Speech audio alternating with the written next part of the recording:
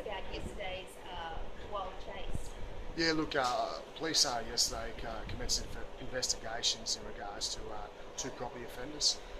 It commenced with the sighting of a stolen motor vehicle. Police attempted to intercept that motor vehicle, however, were unsuccessful.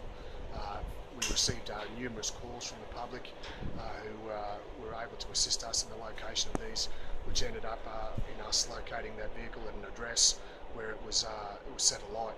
At that same address, a further vehicle was then stolen from that address, and further attempts to intercept that vehicle were unsuccessful. This vehicle was then driven to another address where it was again left, and a further vehicle was stolen, a Toyota Land Cruiser. After further attempts to intercept this vehicle and to locate persons responsible for the theft of these vehicles, police discovered the vehicle on the railway tracks, the Glenmorran Road near the BMX track.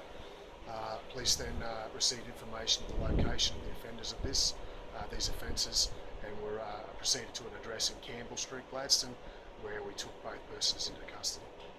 They were hiding at that address. We just heard in court. Did they cooperate, or was it quite I guess she was restrained at that point? Yeah, look, both persons, as they showed, they had propensity to avoid police detection all day. Took a number of measures to avoid being taken into custody at all extremes. It was no different when we attended that address. Again, they did not cooperate with police, and we were caused to restrain them and handcuff them and take them into custody.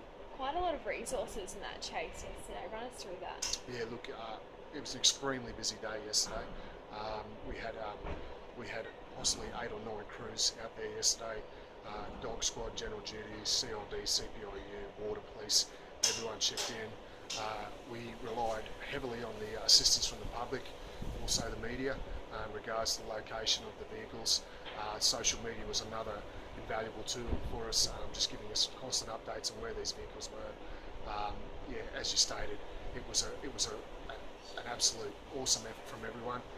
Unfortunately, it took so many police resources on a day where we were already stretched to the limits, and I guess it was a credit to the police involved that at the end of the day we got this result. How long did the chase go on for? Yeah, look, it was not actually a chase, I guess. Let me clarify that. It wasn't a chase where we were chasing the vehicle. There's no pursuit involved. What we were trying to do was locate the vehicles.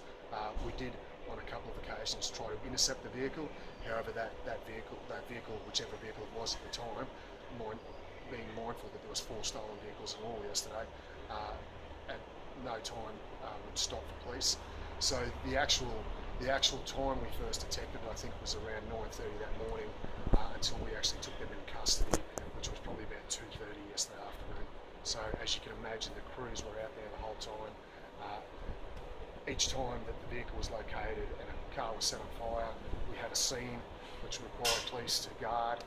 We were already dealing with other matters that were probably just as pressing, if not more pressing. So, yeah, the police resources yesterday were stretched to the absolute limit. Were they known to the victims or the car owners? No, it wouldn't appear that they were known to the car owners at all. Police had been investigating these people for a number of weeks in regards to similar offences, and obviously that's reflected in the charges with the male offender who was taken into custody. Is he been charged now? He's currently being charged. I can state that as a result of the investigations, he'll be charged with, he already had a return to prison warrant.